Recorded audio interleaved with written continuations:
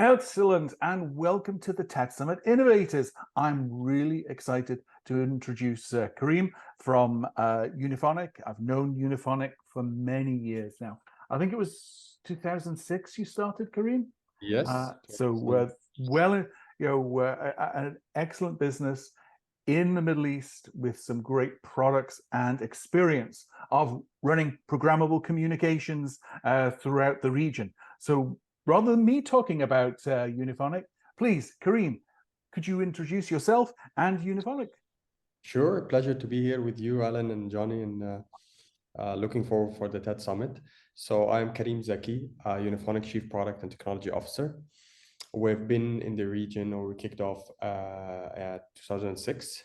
So let me walk you through some of our journey. We started with complete focus on CPaaS, mainly SMS, and then we moved slowly into programmable telco, APIs, cloud era. We started adding voice services, push notification, and then adding chat apps into the mix. That until I would say 2020 or 2019.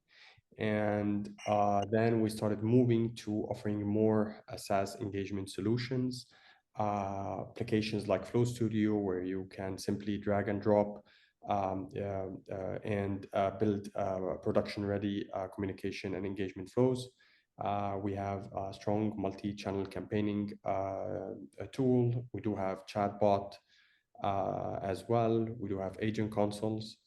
And hopefully soon we're launching two NLP AI engines this age.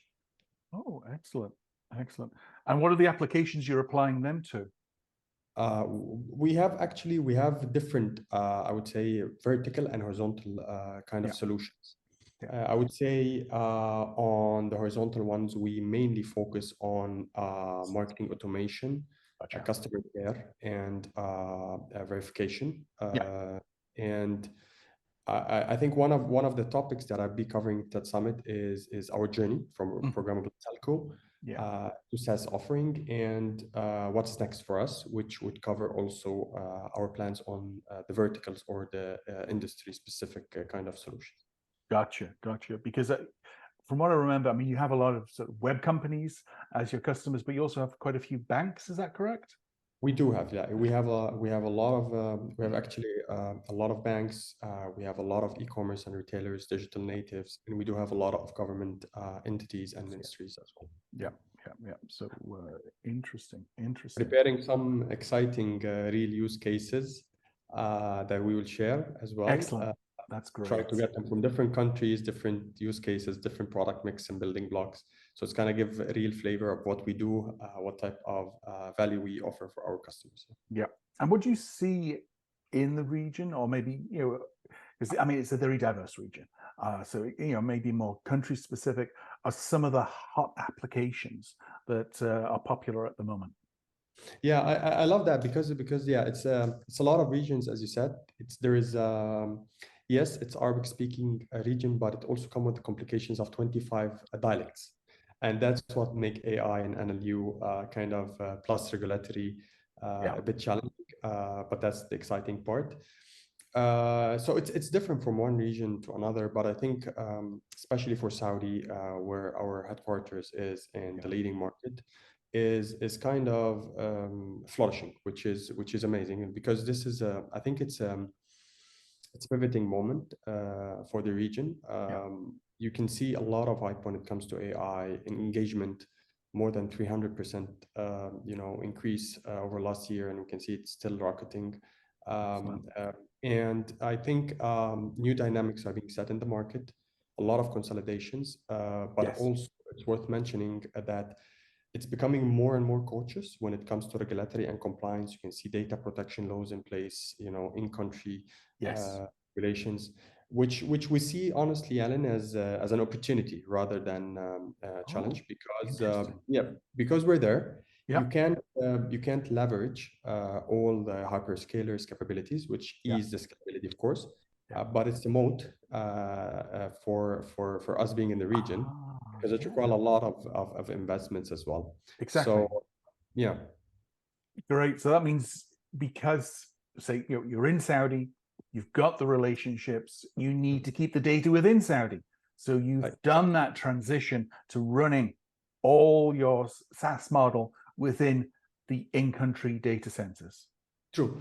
And it's very complex, I think, projects. And also it comes hand in hand with providing boots on grounds. It's more like a face-to-face kind of relation building region, especially for the big enterprises. So this is where we can find a sweet spot for synergy with the market.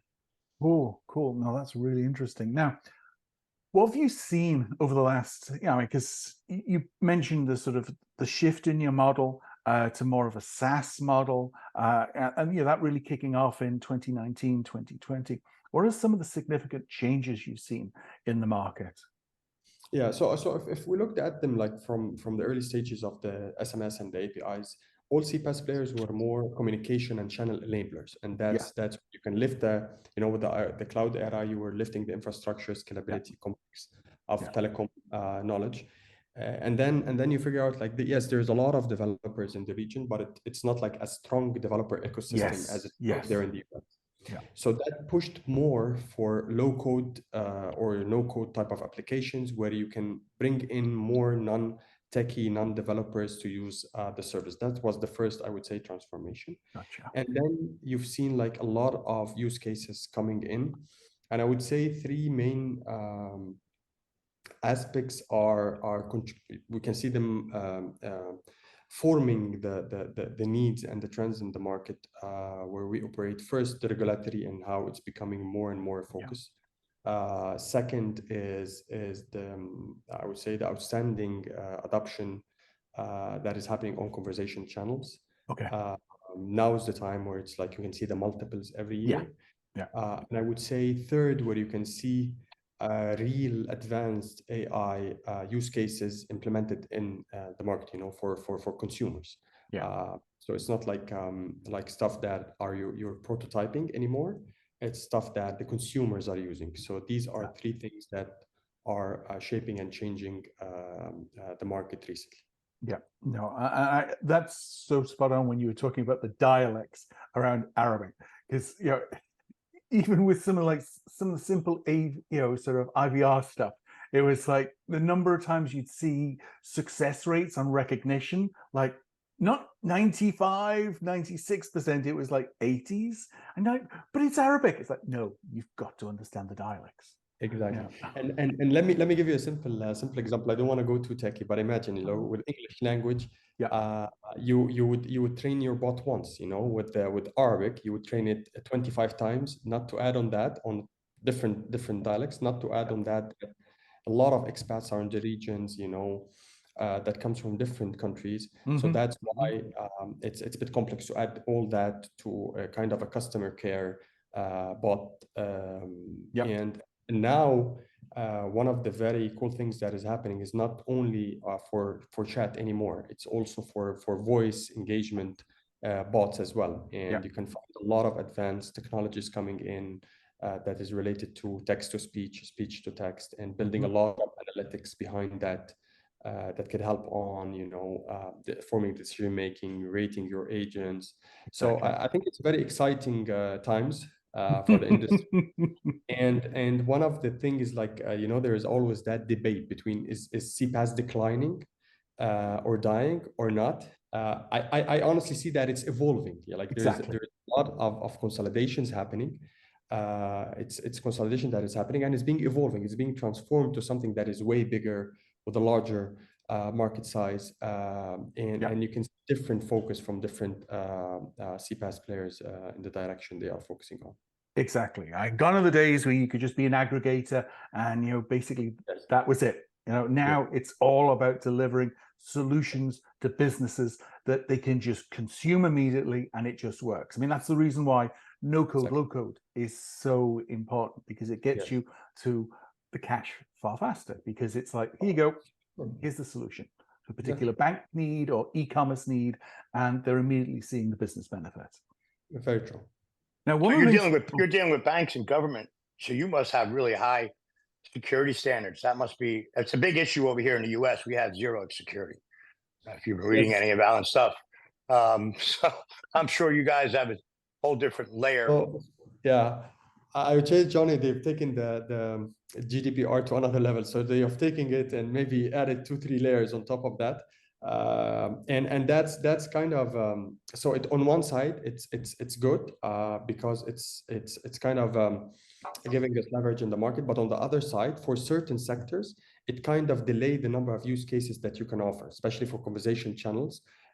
We still can, we're using it for a lot of very exciting use cases for, let's say, retailers and e-commerce. But when you come to apply the same use cases for the banking or fintech industry, you can only lean on activations and customer care type of use case. Some of the campaigning, but there's a lot of other pieces that are still, because we don't have services or deployments in the region for such conversation channels, it's very hard to kind of take all the spectrum of what they can offer to the consumer. That's interesting. I have one more question, Alan, before No, go you for it. No, absolutely. before you guys geek out on me. You're both a little bit way too smart for me. So I see a lot of really large customers that you guys service. Do you see a lot of crossover with, like, say, an Uber who might be using somebody else in different countries? Or is that an issue for you guys, or you guys are just really localized to the Middle East, or like you're going to be talking about TADSummit? Are you guys global? Are you going global, or you're already global? No, we're actually, we had that. So a few things. We've been asked, we're invested in. I mean, like, we closed the largest Series B in the region, which is something that we're proud of. And we've often been asked that. And there was certain times where we had that ambition to go global. But few things that we had to take into considerations. We are very established in the region. It's now is the time for the region where we can see, even in the economical state that going in the macro, still we're growing, and still there is big projects, and there is development, huge development in all the, whether in Dubai or in Riyadh or in all over the region. But the thing is, it's something that we may consider when we move more towards SaaS, because we will be less dependent on telecom and telecom services, which require having it. So now any country where we operate, we need to be licensed, and a lot of logistics come with that. Towards moving more and more in SaaS, where we have plans to try out a few things, but I would say, for the short term, we want to double down on the Middle East, especially that there is other countries that we can scale in on the coming, I would say, maybe 2 to 3 years. But with the valuations now, so you've got Twilio that went from 80 billion to 12 billion. You've got smaller companies that were trading at 10, 12, 15 times revenue that now are trading under 1 time revenue. I mean, Cinch, I mean, they're trading 75% revenue. I mean, under one, well under value. I mean, companies like Bandwidth, I mean, their market cap is, I think, like 250 million. I mean, so the opportunities for acquisition in different countries, is that something that appeals to you? Meaning the bargains. It's, you're seeing bargains. Consolidation did happen, and those days are over.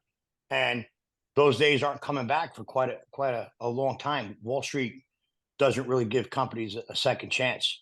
So, I mean, from that perspective, is there somebody in your group that's saying, hey, look, we have these incredible assets everywhere else. We already have a base of the enterprise. We're doing an amazing job here, which is, becoming, I mean, it's exploding. The Middle East is exploding. I mean, the growth in Saudi, the growth in Dubai, I mean, it's amazing. So whereas it used to be the other way around, you guys are kind of investing in country and in the region more so. So is that something that anybody's looking at in your organization, saying, hey, look, stuff is kind of cheap now? Absolutely. We already had a big acquisition.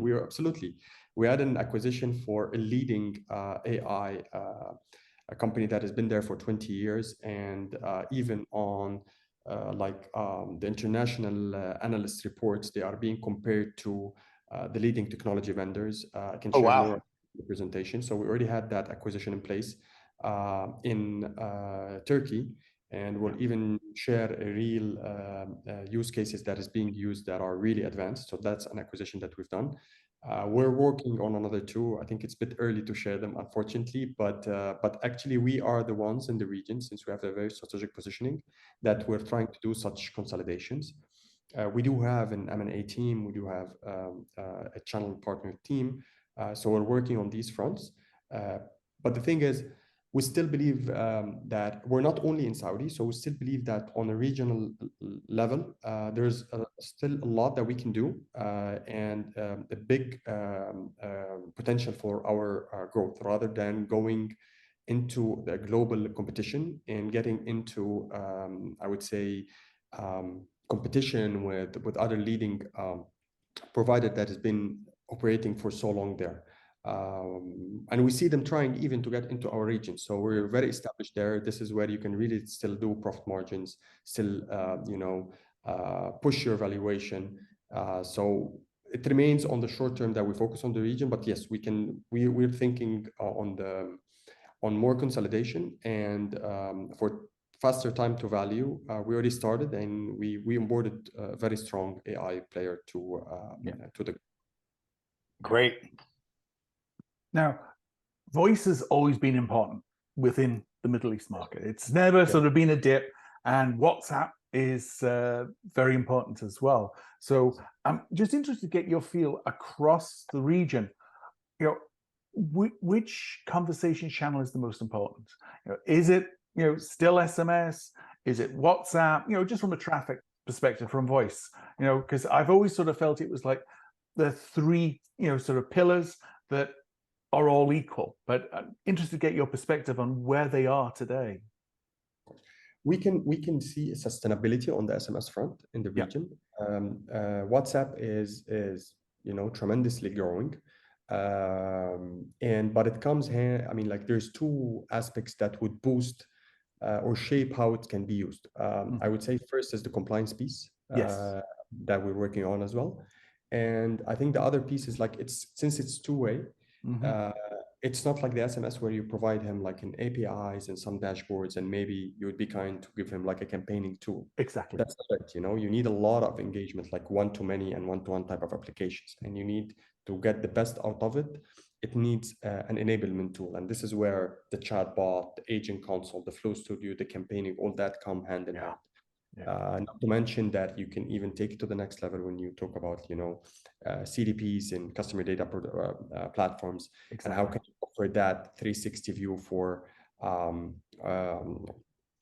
enterprises. On the voice aspect, that's actually part of the reasons, or I think that the key things for the acquisition is that the company that we acquired, they are leading when it comes to text analytics, text to speech, text, and they offer one of the strongest, not on the region, but I would say on a global scale, one of the very strongest agent analytics that is being used by even the largest brands as part of their offering for their enterprises globally. They have footprints even in the US.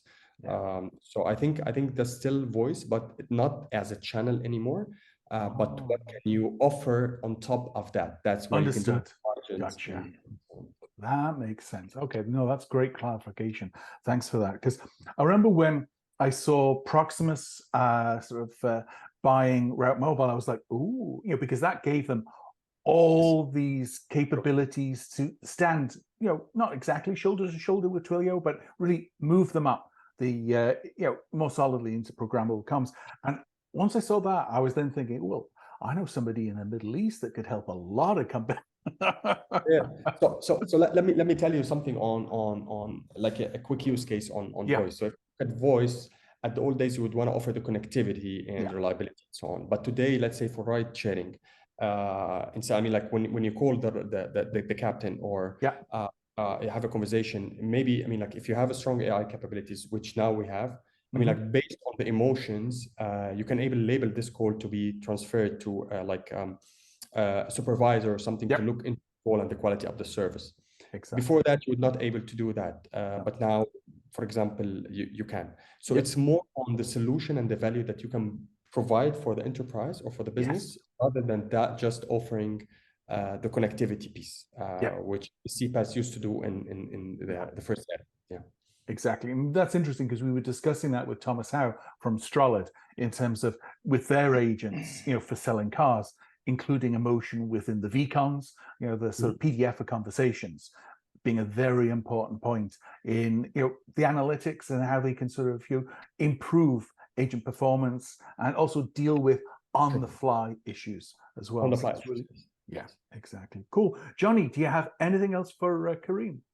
I mean, look, you're just talking about the AI and even that company Brandthrough. I know they're talking with them, and there's different levels of it, and it's an exciting time for companies like yourself and other companies that are getting ahead of the game. I mean, you have years and years of just development, and it's really going to come down to what are people saying, how are they feeling, not just where they're clicking. I think we've had that conversation so many times. So I can just see Unifonic come around with a broom and cleaning up a lot of bankruptcies. So I've cleaned up quite a few bankruptcies. So let me know because they're coming. I mean, we're going to have more bankruptcies in the U.S. than in history, probably the next 3 years. Bankruptcy lawyers I have a lot of attorney friends, and they're all lining up in different states. And it's but it's an exciting time for a company like Unifonic that's strong in the region, powerful, has their stuff together. You guys are going to weather it and get through the storm. So, that's pretty much it. Yep. Nope. Thanks for that, Johnny. Because I think the point you made, Karim, is the moat that you've built. Because there have been so many country by country regulations, as you pointed out, layers on top of GDPR. And the fact is, for most enterprises, especially in the region, they need somebody that they can shake the hand of. Simple as that. They need to have somebody, ideally in the same city that they can call and talk to in delivering these solutions that their businesses are running on top of. So I've always been a fan, and I'm really happy you're sponsoring TADSummit, and we're able to physically get you there so that you can chat with all the other people at the event. Sure, looking forward. I'm very excited.